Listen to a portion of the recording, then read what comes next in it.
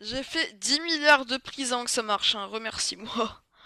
Alors je t'ai fait quelques modifs, tu me diras si les prises vont bien. Par exemple, j'ai rajouté ce que je t'avais dit, j'ai rajouté Super avant Mario Bros parce que c'est Super Mario. Euh... Bah voilà, c'est tout, je pense. Bah voilà. Numéro 3, les jeux Sonic. Après vous avoir parlé de Zelda, on va se diriger vers les jeux vidéo Sonic. Ils ont été créés par Naoto Oshima, Yuji Naka et Hirokazu Yasuhara. Les jeux Sonic appartiennent à Sega, qui a toujours été le concurrent de Mario, et de Nintendo. Je te fais la petite pause comme t'as voulu là. Sonic, le petit hérisson bleu, apparaît pour la toute première fois dans le jeu Radmobile en avril 1991, 2 mois avant que le premier jeu Sonic sorte. Il s'agit de Sonic the Hedgehog, un jeu de plateforme sorti le 23 juin 91 sur Mega Drive. Et franchement, il vaut la peine, il est génial. Il est le jeu le plus vendu sur cette console avec un total de 15 millions d'exemplaires vendus. On se rend pas compte, mais pour Sega, c'est quand même énorme parce que Sega il faisait des petits chiffres, hein. À peine un an plus tard, Sega sort Sonic the Hedgehog 2 et puis Sonic 3 en 94 qui aura un petit peu moins de succès que les deux jeux précédents. Au fil du temps, la saga s'accroît en notoriété en créant des jeux totalement différents des premiers, par exemple des jeux de combat à partir de 2003 tels que Sonic Battle, des jeux de course ou même des jeux de sport avec Mario à l'occasion des Jeux Olympiques depuis 2007. Actuellement, Sonic est devenu l'un des personnages du jeu vidéo les plus reconnaissables au monde, avec ses jeux qui se sont vendus au plus de 70 millions d'exemplaires.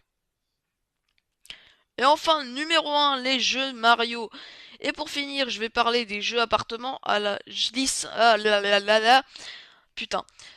Et numéro 1, les différents jeux Mario. Et pour finir, je vais vous parler des jeux appartenant à la licence Mario. Vous devez certainement connaître certains jeux Mario et je pense que vous y avez déjà joué au moins une fois. Que ce soit avec Mario Kart avec vos amis ou votre famille, ou bien à Mario Bros. Vous devez également connaître certains personnages présents dans les différents jeux avec par exemple Toad, Yoshi, Bowser, le principal ennemi de Mario, ou même Daisy. Mais cependant, connaissez-vous vraiment l'histoire de ce jeu? Il a été créé par un designer chez Nintendo appelé Shigeru Miyamoto. Mario à la base, c'est un plombier italien, frère d'un certain Luigi. Quoiqu'à la base, dans certaines bornes d'arcade, Quoiqu'à la base, dans certaines bornes d'arcade, on nous disait que c'était un charpentier.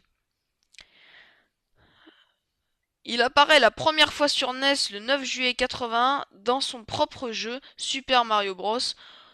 Auparavant, il était présent dans le jeu Donkey Kong. Ah merde. Ah merde, t'as fait une faute là. Ouais, désolé de t'avoir coupé. Enfin, j'ai bien clôturé la phrase pour que tu puisses la mettre au montage. Mais en fait, en 80, la NES elle était pas sortie, c'était sur arcade. Du coup, je te corrige un petit peu ça. Il apparaît la première fois en borne d'arcade le 9 juillet 81 dans le jeu Donkey Kong. Ensuite, il finira par avoir son propre jeu en 85, mais ça c'est une autre histoire. Dans ce jeu de plateforme, nous devions contrôler Mario et sauver la princesse Peach. Oh merde, encore une faute. C'était pas la princesse Peach, c'était la princesse Pauline à l'époque. Merde. Dans ce jeu de plateforme, nous devions contrôler Mario et sauver la princesse Pauline, qui était, oui, pas la princesse Peach, mais à l'époque Pauline, dans différents niveaux tout en évitant les obstacles rejetés par Donkey Kong, le méchant du jeu. Après cette première apparition, il apparaît dans le jeu Donkey Kong Jr. en 82 avant d'avoir droit en 81 à posséder un jeu à son nom, Super Mario Bros. Après ce premier opus, Nintendo... Ah merde. Putain. Ah, ah. Désolé mec, je te fais que de la merde. Après cette première apparition, il apparaît dans le jeu Donkey Kong Jr. en 82 avant d'avoir droit en 1983 à posséder un jeu à son nom, Mario Bros. Après ce premier opus, Nintendo a enchaîné les succès avec notamment Super Mario Bros en 1985, Super Mario World en 90, encore Super Mario Kart en 92.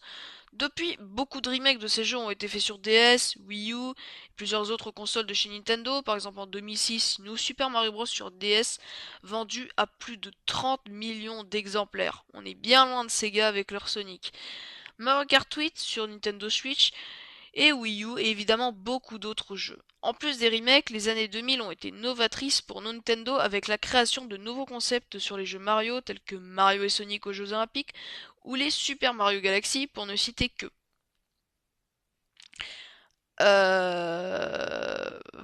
Voilà.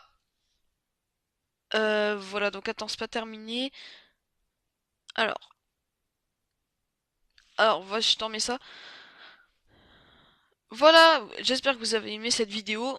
Voilà, j'espère que cette vidéo... Non, attends, c'est toi qui feras ça. Je tiens à présenter ma petite chaîne dans le lot. Je fais des... Ah! Je tiens à présenter ma petite chaîne dans le lot. Je fais des vidéos sur des jeux rétro. Et pas que. Par exemple, j'aime bien faire du Mario... Par exemple, j'aime bien faire du Mario 64 de temps en temps.